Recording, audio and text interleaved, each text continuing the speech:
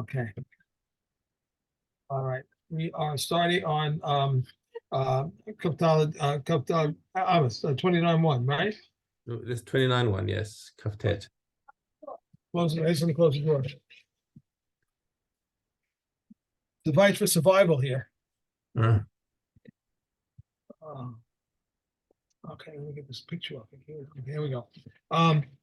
The threads of a sheet, a scarf, or of hats and a head shawl, their measure is 6 finger breadths. The threads of an undergarment, their measure is 10 finger breadths.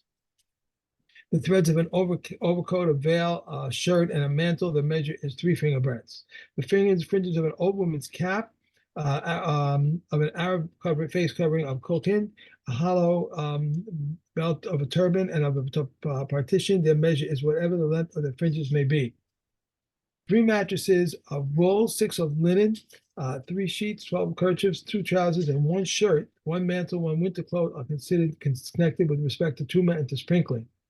If the quantity is more than this, they are viewed as connected with respect to tuma, but not with respect to sprinkling. And Rabbi Yossi says, no, not even with respect to tuma. The cord of a plummet, its measure is 12. The plummet cord of a carpenter's, its measure is 18, and that of builders, its measure is 50 amos. More than these lengths, even if one desires to retain it, it is tahor. There are those of plasters and artists, the measure is of any length. Okay, good. Okay. Oh, excuse me. Chut moznaim shel zahavim. So now the cord of the goldsmith's balance. Shel shokle argaman tov, and for high quality purple wool. Shalosh etzbaos. The string is very short. Anything more than that is unnecessary and can get in the way. Yad hakardom me'acharav. So the handle of a hatchet from its back, the measure is 3 finger breadths. In other words, from its back, as I understand, is protruding beyond the handle. So see, the front. There's a picture on the opposite page. Yeah, on the next page, right? So it's got there. The front of the handle is 1 hand breadth, and the back of the handle is 3 finger breadths. So anything lower than that is just going to get in the way. Okay. Rabbi Yossi Omer tefach tahor says if it's 1 tefach, then it actually is tahor. Now let's just understand what Rabbi Yossi is saying over here. He says that anything more than 3 finger breadths is not considered a yad. But if the excess portion is a hand breadth or more, not only that part, but the entire handle is impervious to tumah, because a handle of such a length, at least 3 hand breadths, does not assist in the hatchet's usage. On the contrary, it detracts from it, for it makes the hatchet too unwieldy to use effectively. So the whole handle loses its status of a yad. Okay. Right. So I understood that originally the 3 finger breadths should be the top, the bit protruding above the handle, like in the Rosh and Rambam, second diagram. Right. Okay. Next up, the cord. Put moznaim shel chen vanim. So the store owner's balance shel bale batim tefach. Okay, that as opposed to the previous case was just 3 finger breadths. So this is a bigger scale, and can have up to a tefach of yad. Yada kardom milafana tefach. So the handle of the hatchet in its front. So by the way this is all being structured is that we're working in increasing sizes of yad. So we started up with 3 finger breadths. Now it seems funny because the Mishna is coming back to the axe and telling us that the handle is a tefach. Why didn't it tell us in the previous Nisha? Because we're dealing with all the tefachim now. So the main part of the handle is a tefach before that, where the hand grips itself, and the hand itself, of course, is a tefach. Shiarei yad pargol tefach, the remnant of a compass handle. So there's a compass. Okay, so the remnant is something that's left over. This is when we say the remnant, to be considered this handle must measure at least a hand breadth before he grasps it with his hand. Okay, so even if it was longer, it's fine, but if it broke off, it's got to be at least a tefach remaining. Yad makeves shel yad shel mefatche avanim tefach. So the handle of the chisel that the stone engravers use is 1 tefach. That's okay. We've got a nice little picture over there. Okay, chut moznaim shel tzamarim. The thread of the scale of the wool dealers shel shokle zechuches tefachim. It's 2 tefachim. Yad hamakor tefachim, and also the handle of a millstone chisel. No pictures of that one. That's also two hand breadths. Sorry, and the hand, did I skip one? Yad matzad, yeah, there we go. Yad matzad shel ligionos tifchaim. So that's the matzad is the mace. Okay. Wow. And the yad hakurnas shel zehavim tifchaim. Also, the handle of the goldsmith's hammer is 2 tefachim. Shel charashin shlosha tefachim, and that of blacksmiths is now 3 tefachim. So as it moves into heavier duty stuff, it has a longer handle. So these Mishnayos have not been particularly complicated. They're all dealing with the same sort of concept. What is a yad? How long does a yad have to be? And bearing in mind that a yad that's too long is going to be counterproductive. So that's really the main principle that we take out of these Mishnayos is the laws of yad. And you may not need to memorize all of the specific use cases. Okay. Okay.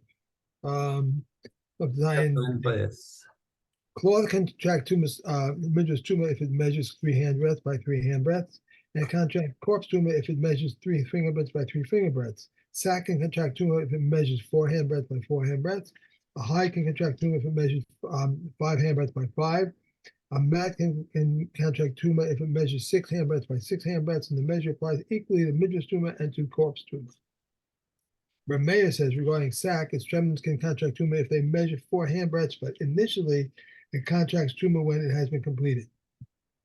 If one made a piece of material with 2 hand breadths of cloth and 1 hand breadth of sack, the hand breadth of the sack and 1 hand breadth of sack, 3 hand breadths of sack and 1 hand breadth of hide, or 4 hand breadths of hide and 1 hand breadth of matting, and it's tahor. But if you made a piece of material with 5 hand breadths of matting and 1 hand breadth of hide, 4 hand breadths of hide, and 1 hand breadth of sack, or 3 hand breadths of sack, and 1 hand breadth of cloth, it is tummy. This is the rule. Whatever has a different material attached to it, it is from a material more stringent than it is tummy. And if it is from a material less stringent, it is tahu. If one trims any of these materials into a piece measuring 1 hand breadth by 1 hand breadth, it is tummy. If one trims from the bottom of a basket a piece measuring 1 hand breadth by 1 hand breadth, it is tummy. If he trimmed a piece from the sides of the basket, Rav Shimon says that it is tahor. And the sages say if one trims a piece of the basket measuring 1 hand breadth by 1 hand breadth, it is any place, it is tummy. Yeah. Okay. Regarding a one, we're on to 17.8. Sorry. No worries. And here we go. Okay. The olive of which the rabbi spoke is neither large nor small, but of medium size, which is agur. Aguri? Yeah, aguri.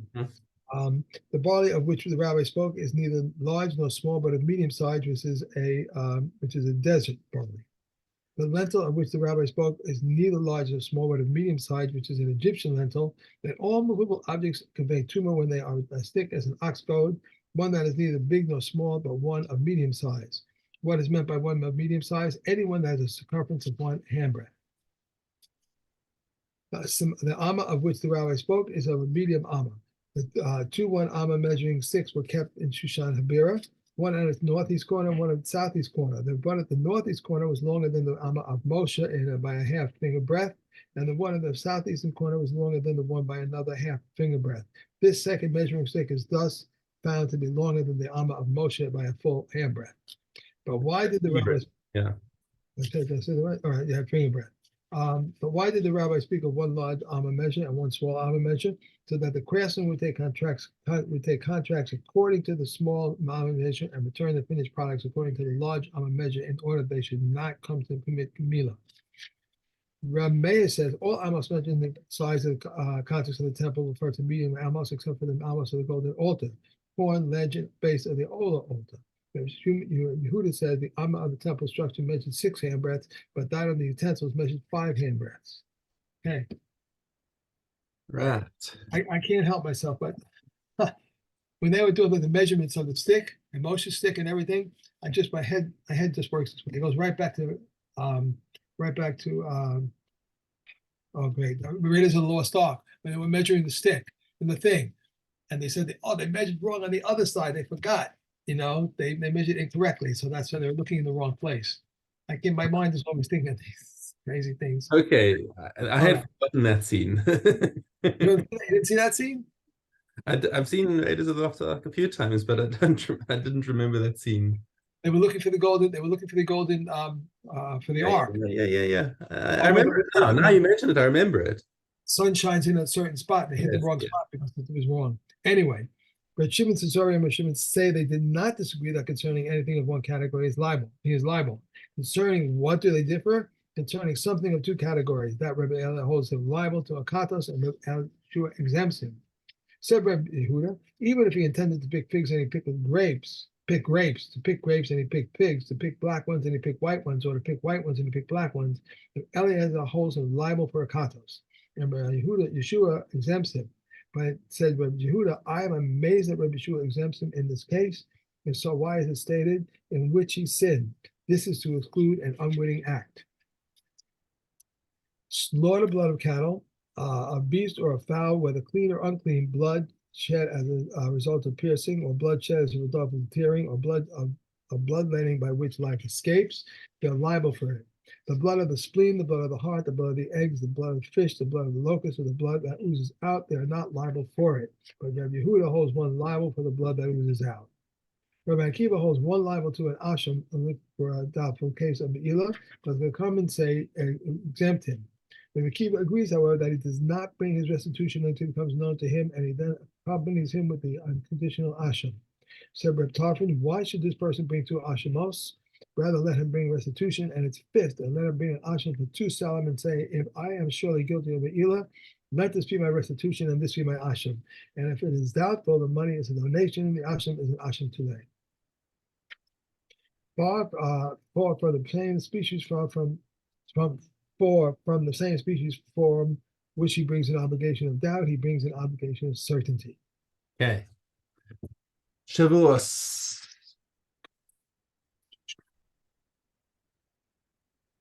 Okay, Zion. Just as they said that a woman who pays a ksuba is not paid except with an oath, and that the one against one whom a signal witness testifies that is paid is not paid except with an oath, and that from mortgage property or from property of orphans she is not paid except with an oath, and that one who receives payment in his absence is not paid except with an oath, so 2 orphans are not paid except with an oath. We swear that our father did not enjoin us, neither did our father tell us, nor did we have found among our father's documents this note is paid. And Yochanan Baruch says, even if the son is born after the father's death, he swears and collects. Said Rabbi Shimon ben Gamliel, if there are witnesses that the father said at the time of his death, this note is not paid, he collects without an oath.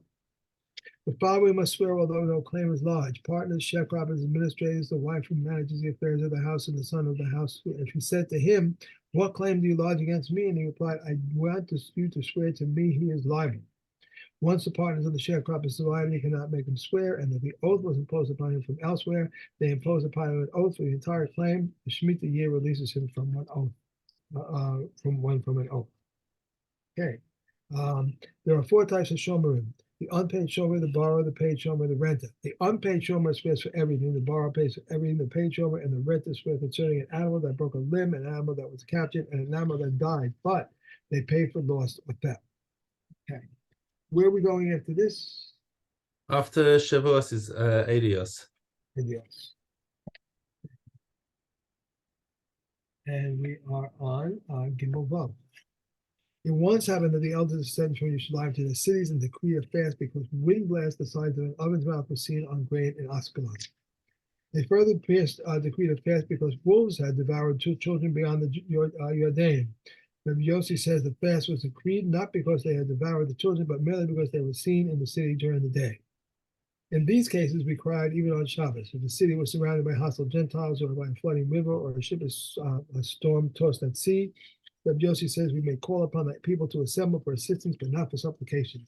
Shimon the Timnite says also concerning pestilence, but the sages not agree with him. For every calamity that may befall the community was sound the shofar concerning them, except for the excessive rain. It once happened that the people said to Koli Magil, pray that rain should fall. He said to them, go and bring me in the ovens used for roasting the Pesach sacrifices, lest they dissolve because of the rain. He prayed, but no rain fell. What did he do? He drew a circle and stood within it and said before him, Master of the universe, your children have turned to me because I am like a member of your household. I swear by your great name that I shall not move from here until you have mercy on your children. Rain began to trickle, and he said, not for such rain have I prayed, but for rain that will fill the water holes, ditches, and caves. Rain began to fall with a vengeance. He said, not for this rain have I paid, but for the rain of goodwill, blessing, and grace. The rain fell normally until the Jews left Jerusalem for the Temple Mount in the days of the rain. They came and said to him, just as you prayed for them to fall, pray that they cease. He said to them, go out and see whether the stones of the stairs have been washed away. Shimon ben Shattuck sent him a message saying, were you not cloning? I will pronounce the rain upon you, and what can I do to you, since you are like a favorite child before the omnipresent? And fulfills your wishes as a son who makes himself like a young child before his father, and he fulfills his wish. Concerning people like you, Scripture says, may your father and mother be glad, and she who bore you rejoice. Okay. Right? And Demai.